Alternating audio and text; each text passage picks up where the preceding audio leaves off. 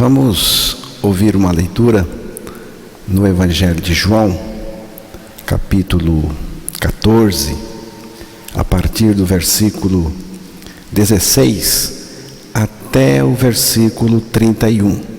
Vamos ouvir esta leitura. E eu rogarei ao Pai, e Ele vos dará outro Consolador, a fim de que esteja para sempre convosco. O Espírito da verdade, que o mundo não pode receber, porque não o vê, nem o conhece. Vós o conheceis, porque Ele habita convosco e estará em vós. Não vos deixarei órfão, voltarei para vós outros, ainda por um pouco, e o mundo não me verá mais. Vós, porém, me vereis, porque eu vivo, vós também vivereis. Naquele dia, vós conhecereis que eu estou em meu Pai, e vós em mim, e eu em vós. Aquele que tem os meus mandamentos e o guarda, esse é o que me ama. E aquele que me ama será amado por meu Pai, e eu também o amarei, e me manifestarei a ele. Disse-lhe Judas, não o Iscariotes: de onde procede, Senhor, que está para manifestar-te a nós e não ao mundo? Respondeu Jesus: se alguém me ama, guardará a minha palavra. O meu Pai o amará, e viremos para ele e faremos nele morada. Quem não me ama, não guarda as minhas palavras. E a palavra que estáis ouvindo não é minha, mas do Pai que me enviou. Isto vos tenho dito, estando ainda convosco.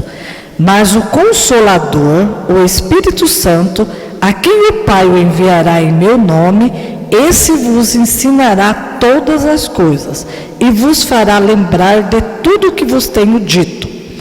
Deixo-vos a paz, a minha paz vos dou. Não vou-la dou como o mundo como a dá o mundo. Não se turbe o vosso coração, nem se atemorize. Ouviste que eu vos disse: vou e volto para junto de vós. Se me amasse, alegrai-vos-eis de que eu vá para o Pai, pois o Pai é maior do que eu. Disse-vos agora antes que aconteça, para que, quando acontecer, vos creiais. Já não falarei muito convosco, porque aí vem o príncipe do mundo, e ele nada tem em mim. Contudo, assim procedo para que o mundo saiba que eu amo o Pai, e o que eu faço como o Pai me ordenou. Levantai-vos, vamos-nos daqui. Que Deus revele a sua palavra aos nossos corações. Este capítulo 14 do Evangelho de João consiste de parte de uma conversa prolongada, longa, de Jesus com os seus discípulos na noite em que ele foi traído e também algum tempo antes da sua crucificação. Jesus está se despedindo dos seus discípulos. Esses discípulos vão ficar sem o Emanuel, o Deus conosco.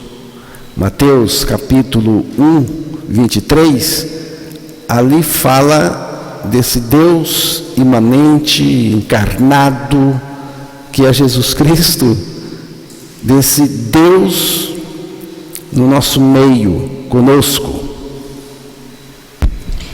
E eis que a Virgem conceberá e dará à luz um filho, e ele será chamado pelo nome de Emanuel, que quer dizer Deus conosco. Deus conosco, Deus está com a gente.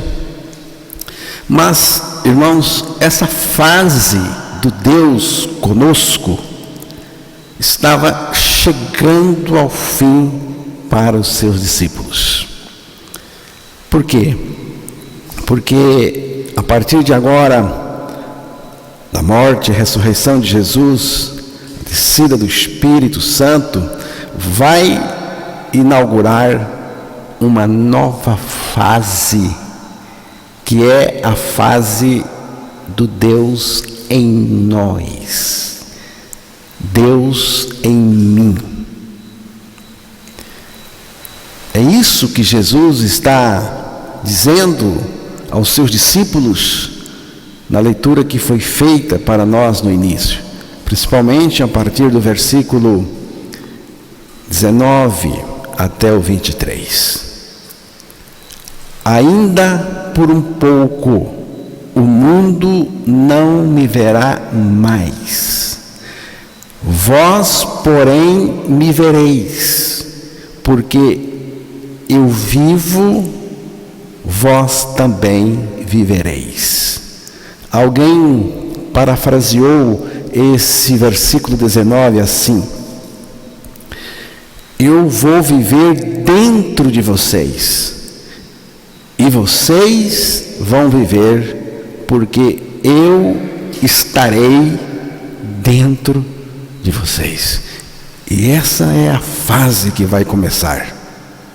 Naquele dia, vós conhecereis que eu estou em meu Pai, e vós em mim, e eu em vós.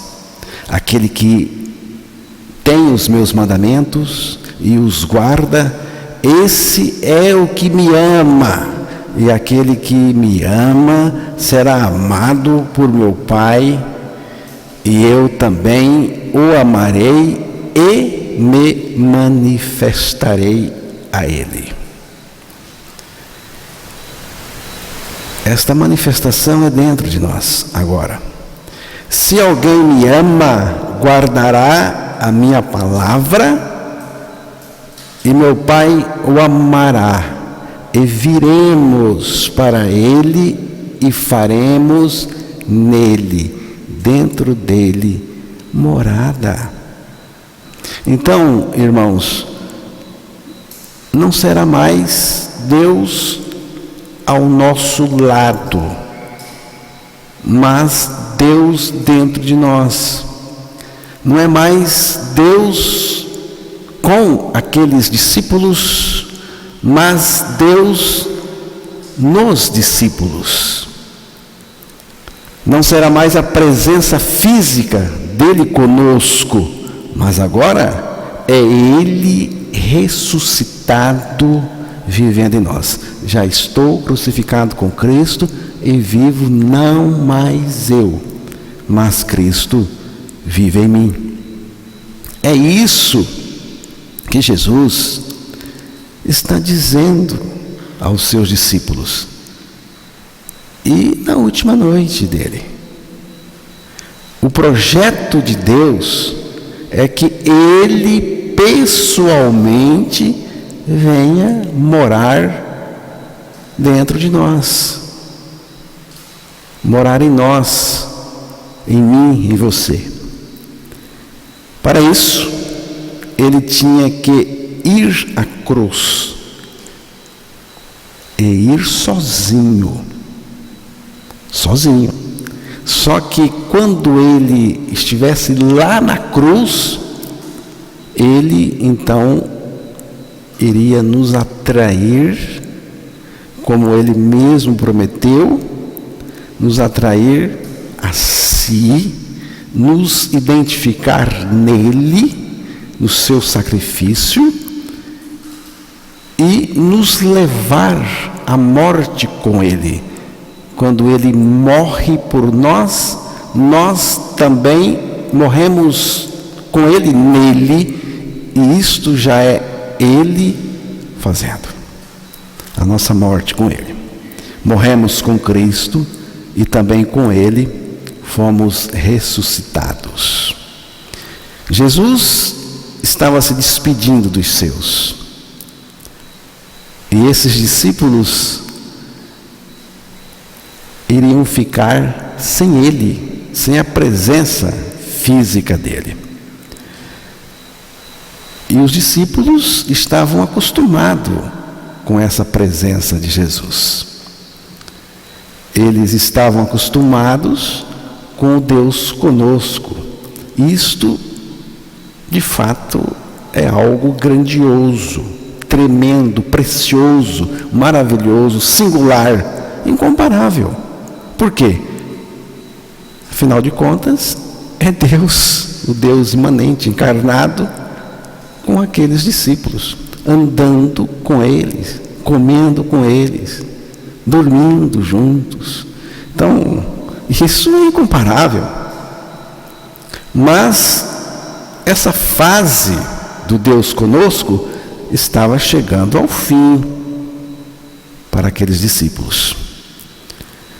Agora não será mais a presença física dele com os discípulos, mas ele vivendo nesses discípulos, vivendo em nós sua vida justa e santa. Jesus vai retornar, e ele disse isso também aí neste capítulo 14. Ele vai retornar de forma corpórea, mas ele aqui e agora já está em nós, vivendo em nós como uma realidade espiritual de fé. Então, não será mais Deus ao lado, mas dentro de nós. Isto é importante. É importante saber. Doutrina tremenda esta.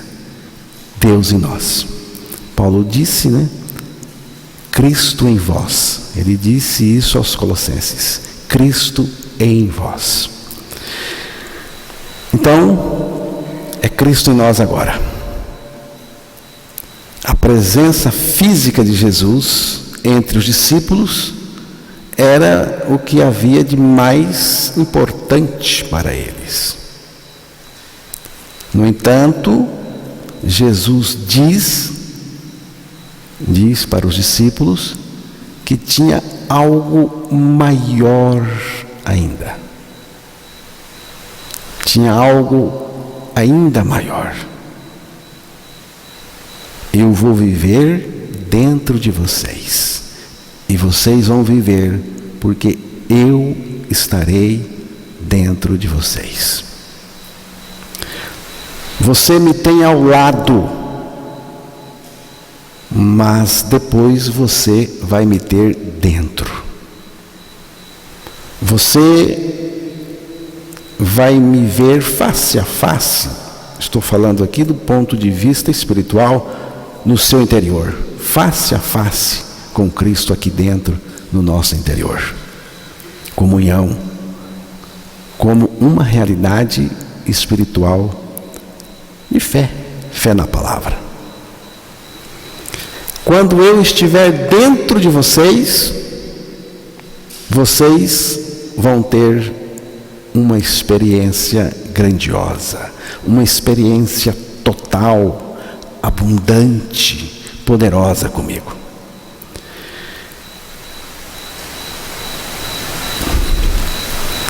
Então, irmãos, todo esse tempo, Jesus esteve com os discípulos, mas agora, Ele vai morrer, ressuscitar, para estar nos discípulos, dentro deles. Naquele momento, a experiência de Deus era uma experiência no meio dos discípulos, mas depois Ele viria a habitar nos discípulos, estar dentro. E isso é muito precioso. Esse é o assunto que Jesus estava conversando, falando com os discípulos naquele momento. Os discípulos não estavam entendendo eles não tinham noção do que é isto. Mas depois o Espírito Santo veio trazer essa compreensão, essa realidade. Jesus, então, irmãos, está falando de uma experiência muito íntima com Ele. Ele diz: vós em mim, vós em mim. Isto aqui é nós colocados nele na cruz. E foi Ele mesmo que nos colocou nele. Vós em mim. Eu em vós é o outro lado da experiência. É Ele entrando em nós pela nossa ressurreição juntamente com Ele, como diz a palavra. Naquele dia vós conhecereis. Que dia é esse que Jesus está se referindo? Ele está dizendo: naquele dia vocês vão conhecer o que eu estou dizendo. Provavelmente se refere à descida do Espírito Santo. Provavelmente. O Espírito Santo instruiria, ensinaria, revelaria aos discípulos esta verdade acerca de nós em Cristo e Cristo em nós. Então, o Espírito é o que vai trazer esse conhecimento dentro de nós, porque tem que ser um conhecimento experimental. Pode repetir, fazendo favor, João 14, versículo 26. Mas o Consolador, o Espírito Santo, a quem o Pai enviará em meu nome, esse vos ensinará todas as coisas e vos fará lembrar de tudo o que eu vos tenho dito. Pode ler também o capítulo 15, versículo 26 e 27.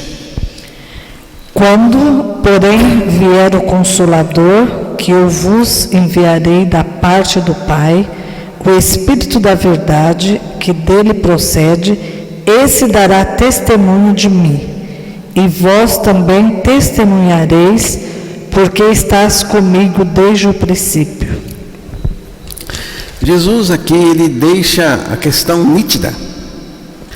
Mas o Consolador, o Espírito Santo, a quem o Pai enviará em meu nome, esse, o Espírito Santo, vos ensinará todas as coisas e vos fará, preste atenção, e vos fará lembrar de tudo o que vos tenho dito.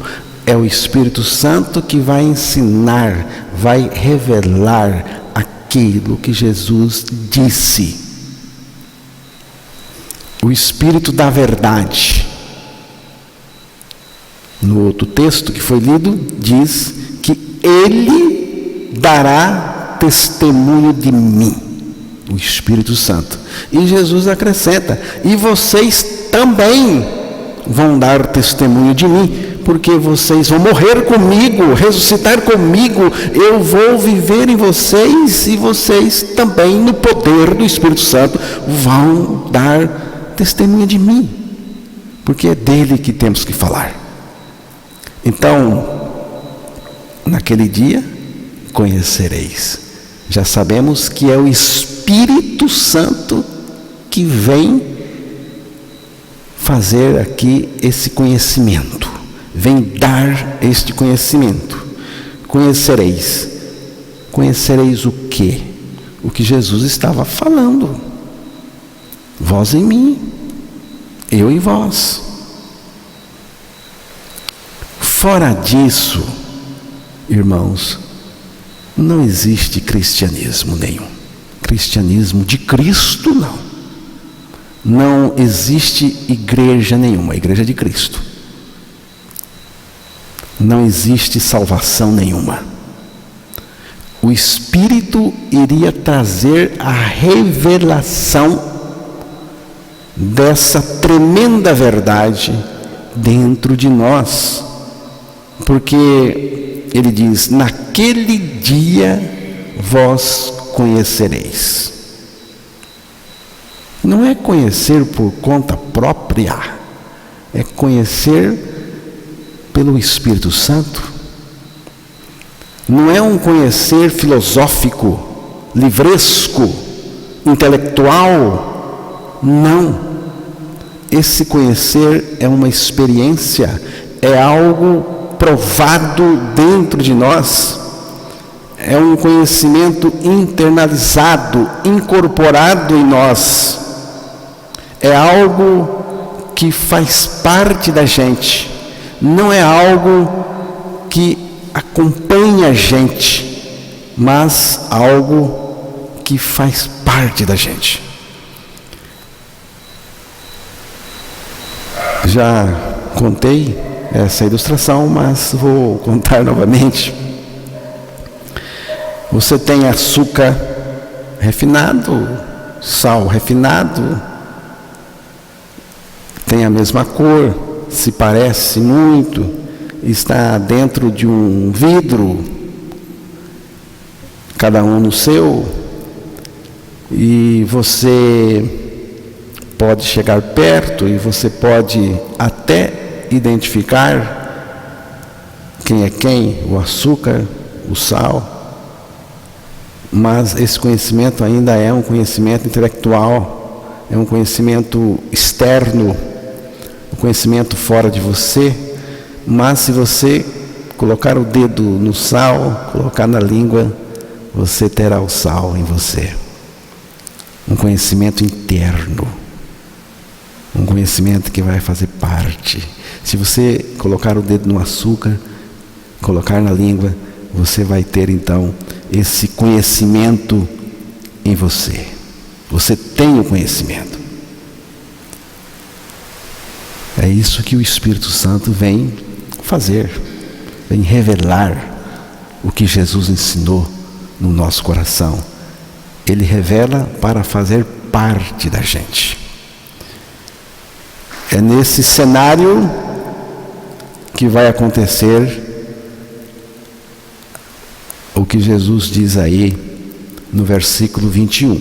Ele diz: aquele que tem os meus mandamentos e os guarda, esse é o que me ama, e aquele que me ama será amado do meu Pai, e eu também o amarei e me manifestarei a ele.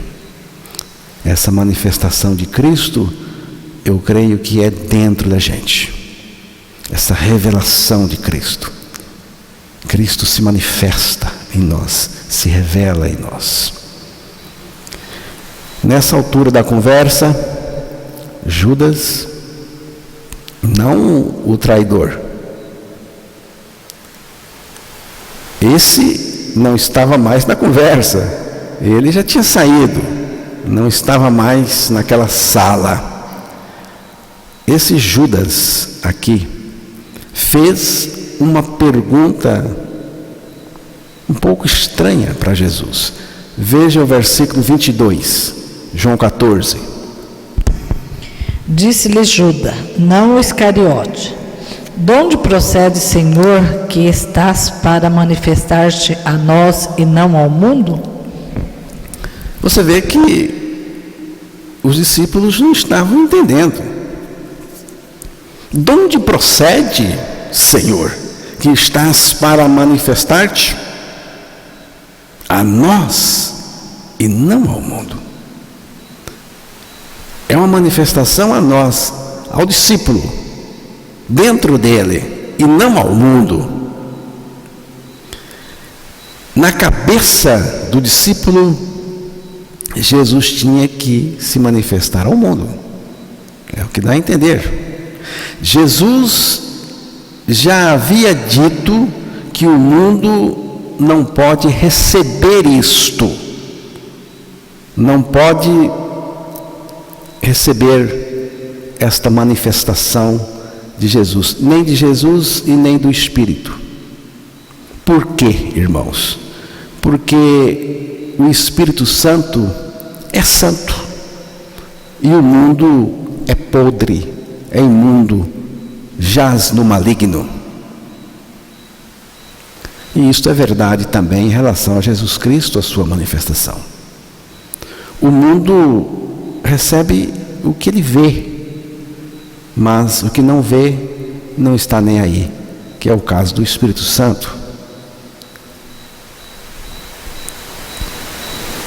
O mundo está interessado no pecado, nas trevas. O mundo ama as trevas, no sistema perverso, na mentira. O mundo é apaixonado por isso.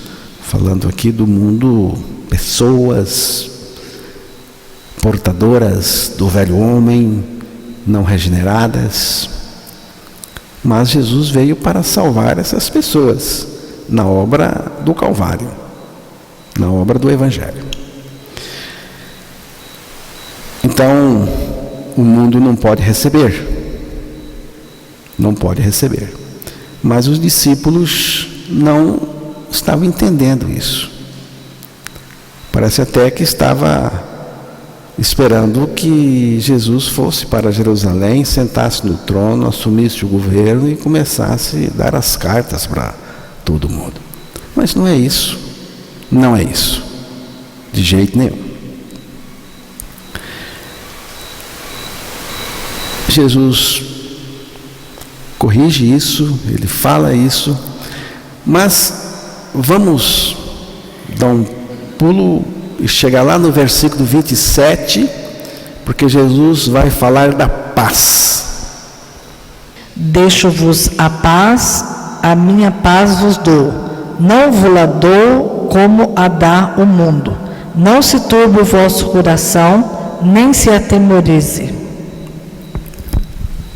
Essa paz que Jesus fala está vinculada a Ele mesmo. Ele mesmo em nós. É a presença de Jesus em nós a origem dessa paz. Esta paz é um poder descomunal, impensável dentro da gente, porque trata-se do próprio Cristo, Cristo em mim. Esta paz, então, é Ele mesmo em nós. Em mim tenhais paz, em mim. Para que eu tenha esta paz da qual Jesus fala, eu preciso estar nele. Eu preciso ser colocado nele. E foi isso que ele fez lá na cruz. Eu fui colocado nele. Morri com ele. E ele ressuscitou e agora ele vive em mim. Então, essa paz é a presença dele dentro de nós. Versículo 28 e 29. Ouviste que eu vos disse: vou e volto para junto de vós. Se me amasse, alegrai-vos-eis, desde que eu vá para o Pai, pois o Pai é maior do que eu. Disse-vos agora antes que aconteça, para que quando acontecer, vós creiais. Naturalmente, os discípulos amavam o Senhor, num certo sentido, mas não compreenderam a grandeza e importância daquilo que ele estava dizendo. Aí Jesus diz aos seus discípulos que essas coisas que ele tinha dito, quando acontecessem, fossem consumadas, eles iriam lembrar daquilo que Jesus falou e crer. Versículo 30. Já não falarei muito convosco, porque aí vem o príncipe do mundo, e ele nada tem em mim. Jesus está dizendo, nessa altura da conversa, ele diz: não tenho muito tempo. Eu não tenho muito tempo mais para falar com vocês, porque o príncipe deste mundo, que é Satanás, está se aproximando, está chegando. Jesus iria ser preso. Apesar do príncipe deste mundo estar chegando, se aproximando, ele não tem nada em mim. Foi o que Jesus disse. Ele não tem nada para pegar em mim. Ele está vindo, está chegando, mas ele não tem poder nenhum sobre mim. Ele não tem. Não é por causa dele que eu vou ser preso, julgado e morto. Só Jesus poderia falar isso, que Satanás não tem nada com ele. Só Jesus. Mas, irmãos, nós, por causa de Jesus Cristo e da obra que ele fez por nós lá na cruz, morrendo por nós, nos levando a morrer com ele para o pecado, nós também podemos ter esta confiança e ousadia de que o príncipe deste mundo nada tem em mim, nada tem em nós. Versículo 31. Contudo, assim procedo, para que o mundo saiba que eu amo o Pai, e o que faço como o Pai me ordenou. Levantai-vos, vamos-nos daqui. Jesus havia dito: o príncipe deste mundo está chegando, vem com uma turma toda, contudo, assim procedo para que o mundo saiba que eu amo o Pai e que faço como o Pai me ordenou. Levantai-vos, vamos-nos daqui. Ou seja, Jesus está dizendo: a minha hora está chegando, mas eu irei voluntariamente para a cruz. Eu vou me entregar como sacrifício redentivo, salvífico. Mas isso é algo que o Pai quer que eu faça. E eu também quero o que o Pai quer. Esta é a vontade do meu Pai para mim. E isto vai dizer ao mundo o quanto eu amo o meu Pai, porque eu estou submetendo ao Pai, obedecendo à vontade do Pai, que é a minha vontade também. Nós queremos a mesma coisa. É isso que Jesus está dizendo.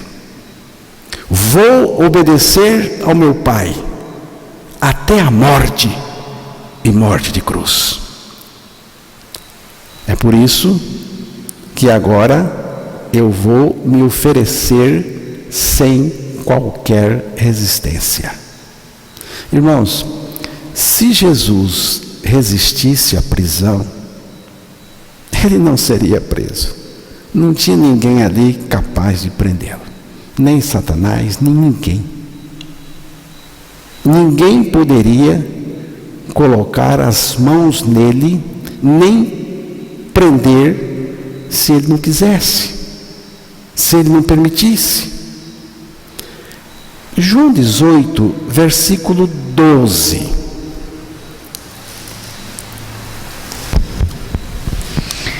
Assim, a escolta, o comandante e os guardas dos judeus prenderam Jesus, manietaram-os.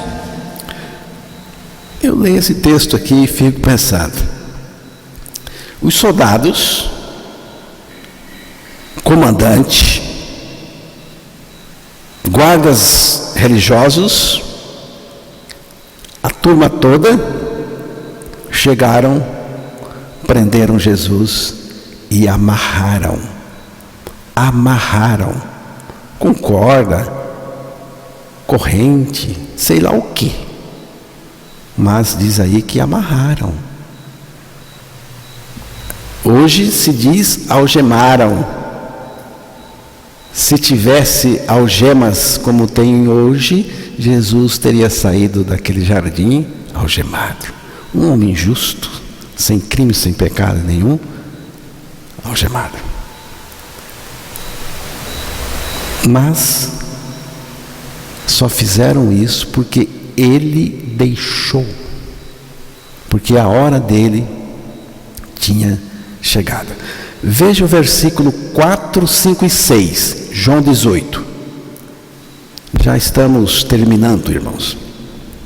Sabendo, pois, Jesus todas as coisas que sobre ele havia de vir, adiantou-se e perguntou-lhe: a quem buscais? Respondeu-lhe: a Jesus o Nazareno. Então Jesus lhe disse: sou eu. Ora, Judas, o traidor, estava também com eles. Quando, pois, Jesus lhe disse: sou eu, recuaram e caíram por terra. Veja, os irmãos, Jesus se adiantou e perguntou: a quem vocês procuram? A Jesus o Nazareno, responderam. Veja bem, sou eu, disse Jesus, não se escondeu. Sou eu.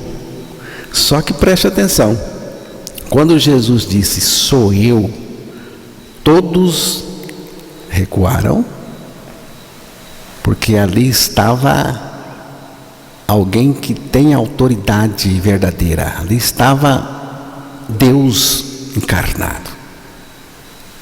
Todos recuaram, não só recuaram, caíram para trás, no chão. Só o peso desta expressão, sou eu,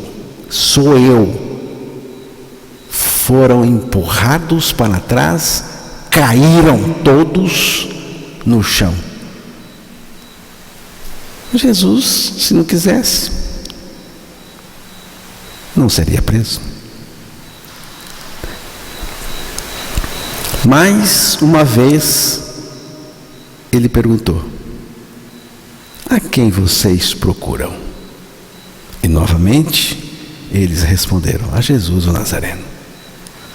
Já lhes disse que sou eu?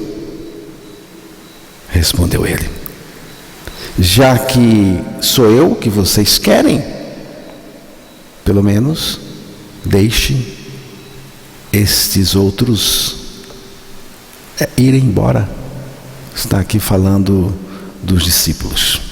Foi nesse momento, irmãos, que Pedro puxa a espada e corta a orelha direita de Malco, o servo do sumo sacerdote. Versículo 11. Mas Jesus disse a Pedro: mete a espada na bainha. Não beberei, porventura, o cálice que meu pai me deu? A questão importante aqui não é a orelha cortada e Jesus faz um milagre. A questão aí que eu quero passar aos irmãos é o que Jesus disse aí em relação à vontade do Pai. Jesus revela a Pedro que ele vai porque esta é a vontade do Pai. E ele diz: acaso não beberei o cálice que o Pai me deu? É a vontade do Pai, é por isso que eu vou. Isto é algo voluntário, Pedro. Eu vou me oferecer sem resistência, por obediência e livremente. Jesus se entregou sem nenhuma resistência, por obediência ao Pai e livremente, porque Ele quis. É isso que Ele quis dizer, penso eu, quando disse: assim procedo. Levante-se e vamos daqui. Não está revelado se eles deixaram o cenáculo nesse ponto. Talvez o restante da conversa tenha acontecido enquanto caminhavam juntos. Volte lá para o capítulo 18 de João, verso 1. Tendo Jesus dito essas palavras, saiu juntamente com seus discípulos para o outro lado do ribeiro de Cedron, onde havia um jardim, e ali entrou com eles. Jesus vai ter as orações, ele vai suar sangue, como que se fosse sangue, o suor dele. Ele vai ser preso, ele vai ser julgado, aquela noite, aquele resto de noite, vai ser muito tensa. E de manhã ele vai a julgamento de Pilatos, de Herodes, volta a Pilatos, e às 9 horas da manhã ele vai ser crucificado.